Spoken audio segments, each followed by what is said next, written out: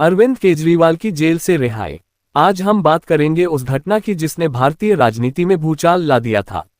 ये कहानी है आम आदमी पार्टी के मुखिया और दिल्ली के मुख्यमंत्री अरविंद केजरीवाल की जेल से रिहाई की। सितंबर 2024 की यह घटना भारतीय राजनीति के लिए एक बड़ा मोड़ साबित हुई। इस कहानी में संघर्ष है, साजिश है और जनता के लिए एक नेता का दृढ़ निश्चय है।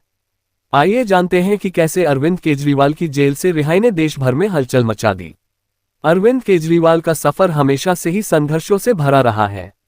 एक साधारण सरकारी अधिकारी से लेकर देश की राजधानी के मुख्यमंत्री बनने तक का सफर आसान नहीं था। भ्रष्टाचार के खिलाफ उनकी लड़ाई ने उन्हें देशभर में एक नायक बना दिया था। उनकी आम आदमी पार्टी आप ने आम जनता की आवाज को बुलंद किया और भ्रष्टाचार से लड़ने का प्रण लिया। लेकिन राजनीति हमेशा सरल नहीं होती। जैसे जैसे अरविंद केजरीवाल का कद बढ़ता गया, उनके खिलाफ षड्यंत्र भी तैयार होने लगे।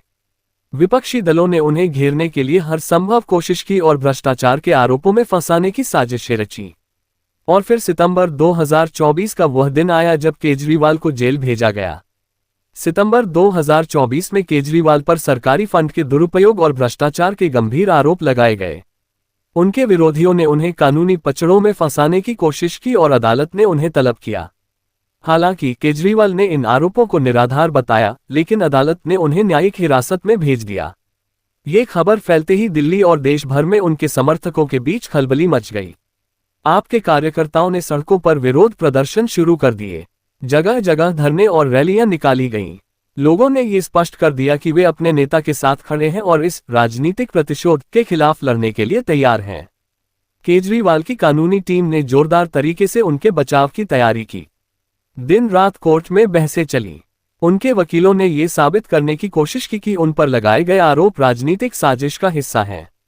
अदालत में यह भी दलील दी गई कि केजरीवाल का भ्रष्टाचार के खिलाफ संघर्ष और उनकी नीतियां ही असल में उनके खिलाफ षड्यंत्र का कारण है।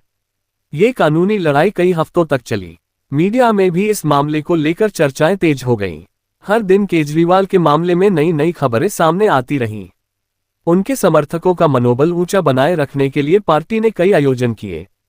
इस बीच अदालत ने केजरीवाल की जमानत याचिका पर भी विचार करना शुरू किया। काफी कानूनी पेंचों के बाद आखिरकार वह दिन आया जब अदालत ने 20 सितंबर 2024 को अरविंद केजरीवाल को जमानत दे दी। अदालत ने कहा कि केजरीवाल को कुछ शर्तों के साथ रिहा किया जा सकता है। अदालत के इस फैसले से उनके समर्थकों में खुशी की लहर दौड़ गई। जेल से बाहर आते ही केजरीवाल का स्वागत उनके समर्थकों ने जोर शोर से किया। लोग फूल मालाओं से उन्हें सम्मानित कर रहे थे, नारेबाजी कर रहे थे और सड़कों पर जुलूस निकाल रहे थे। उनके स्वागत का ये दृश्य किसी त्योहार से कम नहीं था। मीडिया भी इस घटना को कवर करने के लिए पूरी तरह मुस्तैद थी। रिहाई के बाद अरविंद केजरीवाल ने मीडिया से बातचीत की और अपने विचार साझा किए। उन्होंने कहा कि यह सिर्फ उनकी नहीं बल्कि पूरे देश की लड़ाई थी। भ्रष्टाचार के खिलाफ उनकी जंग अभी खत्म नहीं हुई है।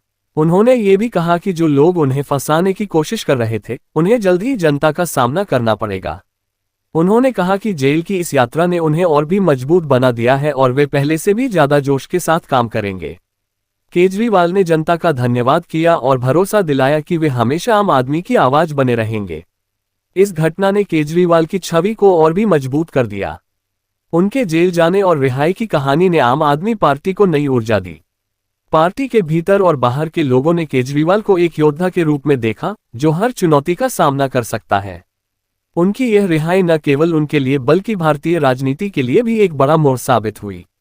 यह दिखाया कि चाहे राजनीति में कितनी भी साजिशें क्यों न हो, अगर किसी नेता के पास जनता का समर्थन है तो उसे कोई हरा नहीं सकता।